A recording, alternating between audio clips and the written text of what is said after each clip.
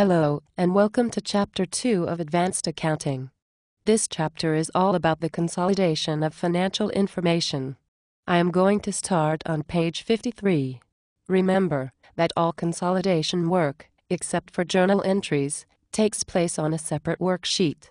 Entries made on the worksheet are used to complete consolidated financial statements and have nothing to do with the actual accounting books of each company involved. The first thing we must do with any consolidation is figure out if there is any goodwill involved.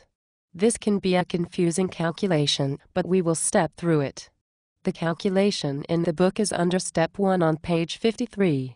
You see that first we must come up with the fair value of consideration that was given, which the book calculated as $2,620,000.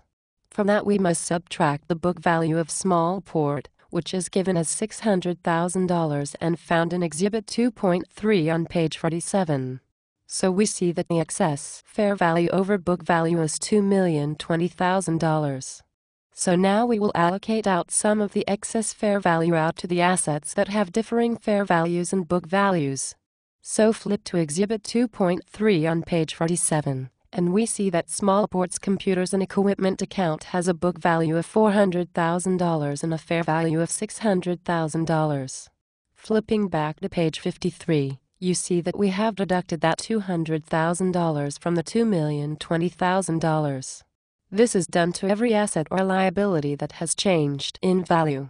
Notice, however, that the note payable, a liability, has also increased from $200,000 to $250,000.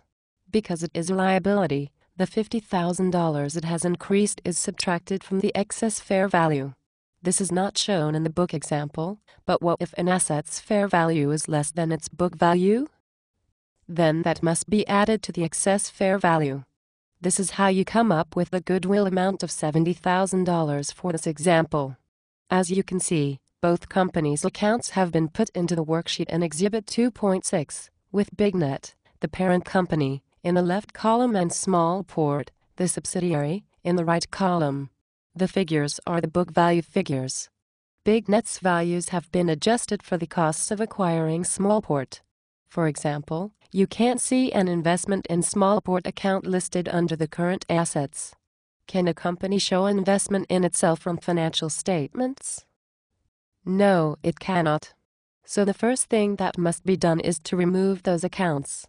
Smallport's revenues and expenses were closed to its retained earning before being put on this worksheet, as all business that year occurred before acquisition. Step 3. You will eliminate Smallport's stockholders' equity accounts. These entries are noted by S in the worksheet. Take a look at Exhibit 2.6 and look for those entries. Because those equity accounts have credit balances, we debit them. The balancing part of that entry is in Step 4, where we remove the total book value of $600,000 from the investment in Smallport account. In Step 5, entry A removes the $2,020,000 excess payment in the investment account with a credit, and on the debit side that same amount is allocated out to the various asset accounts, including goodwill. Just like everything else in accounting, these adjusting entries must balance debits and credits. On the worksheet you should label your entries by letters, as it helps to see where adjustments are made.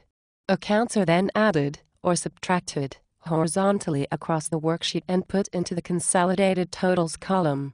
Then that column is completed like you would in normal financial statements. For example, consolidated revenues minus consolidated expenses equals consolidated net income. The totals, like net income or retained earnings, in the consolidated totals column are not carried horizontally, rather they are added and subtracted in the column. Remember, this work is completed on the worksheet to prepare financial statements. The entries that you have made in the worksheet do not affect the books of the parent or the books of the subsidiary. Starting on page 59, the book talks about the other, older methods of consolidation, as some businesses are still using those methods. I hope you have found this video helpful in understanding this chapter.